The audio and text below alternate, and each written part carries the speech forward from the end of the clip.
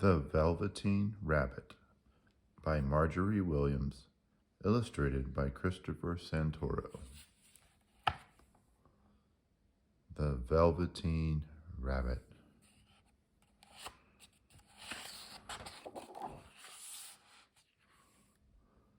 There once was a Velveteen Rabbit, and in the beginning he was really splendid.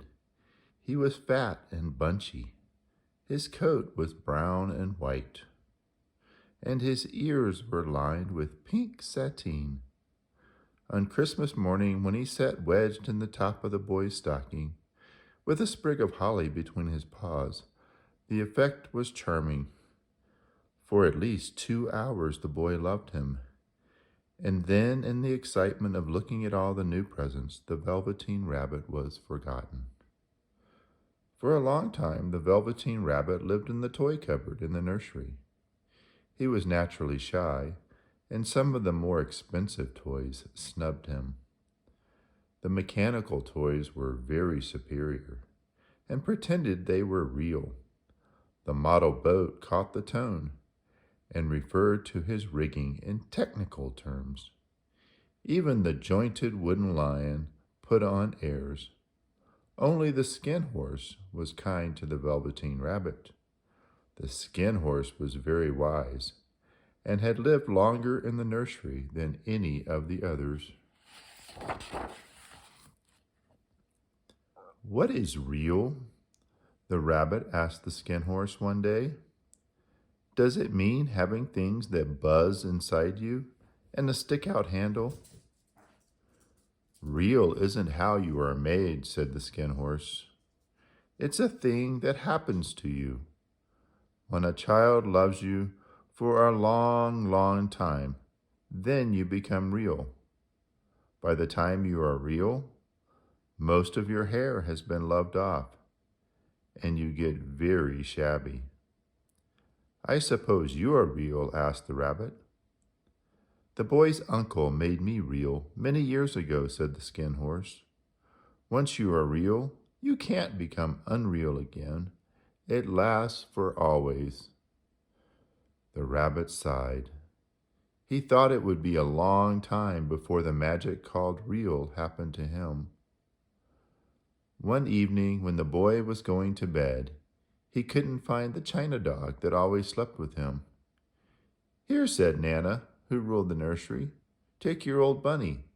He'll do to sleep with you." That night, and for many nights after, the Velveteen Rabbit slept in the boy's bed.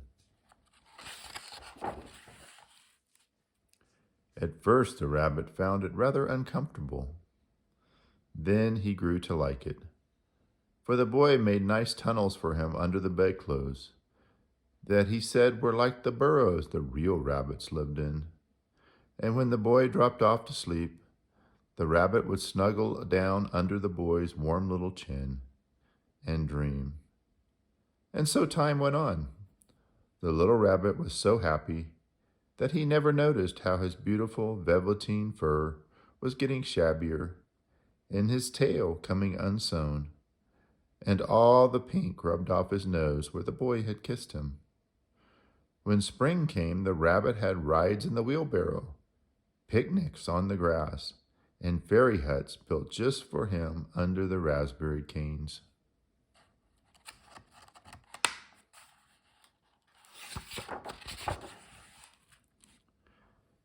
And once, when the boy was called away suddenly, and the rabbit was left out on the lawn long after dusk, Nana had to go and look for him, because the boy couldn't sleep unless he was there.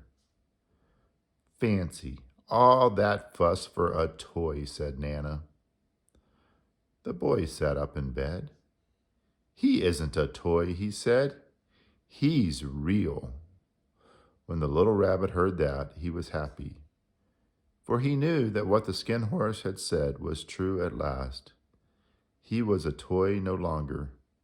He was real. The boy himself had said it.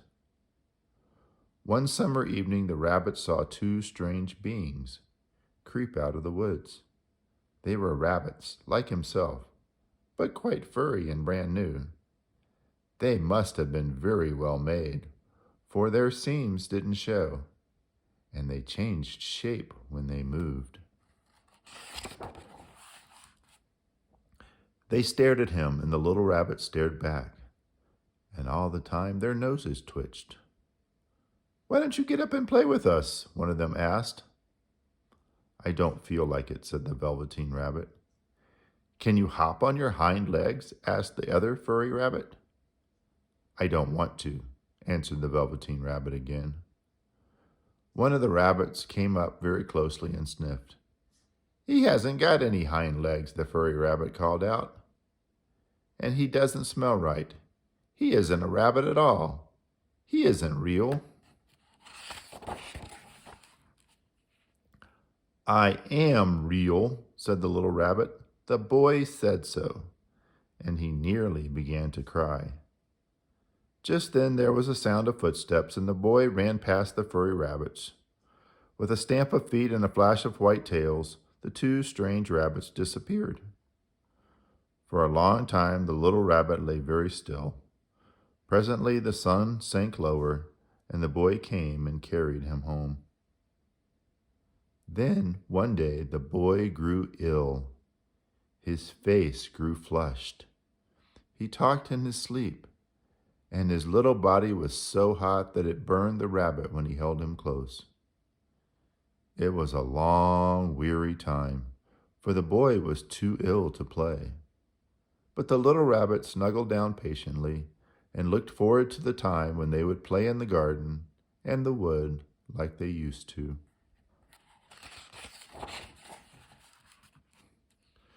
Presently the fever turned and the boy got better. The doctor ordered that all the books and toys that the boy had played with must be burned. So the little rabbit was put into a sack and carried out to the garden. Nearby he could see the raspberry canes that he had played in with the boy. He thought of the skin horse and all that he had been told by him. Of what use was it to be loved and become real if it all ended like this? And a tear, a real tear, trickled down his little shabby velvet nose and fell to the ground.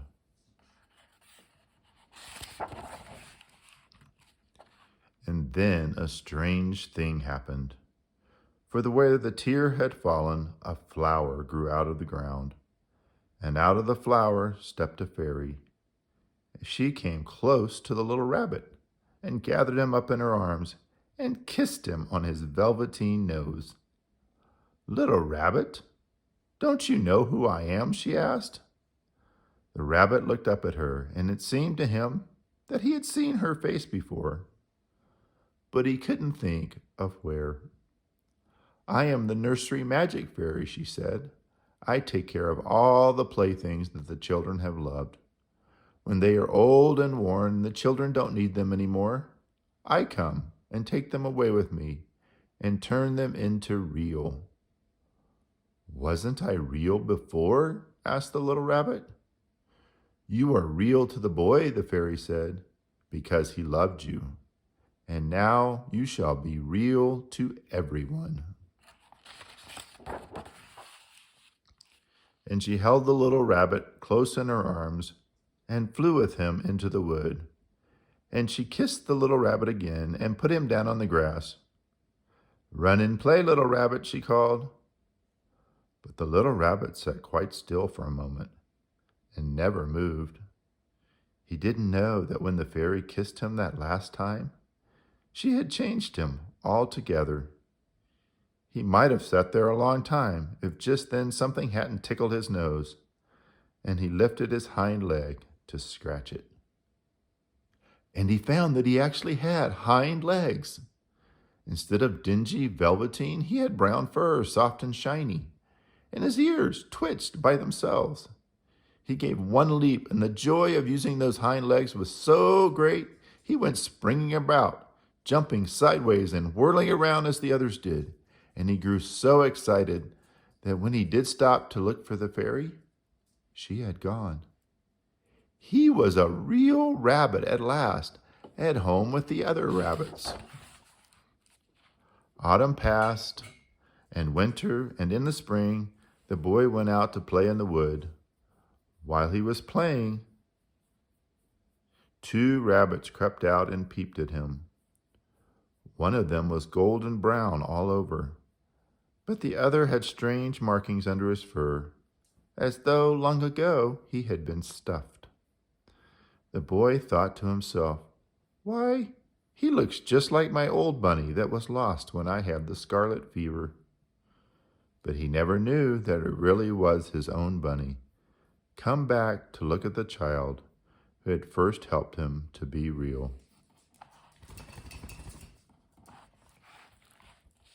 The end.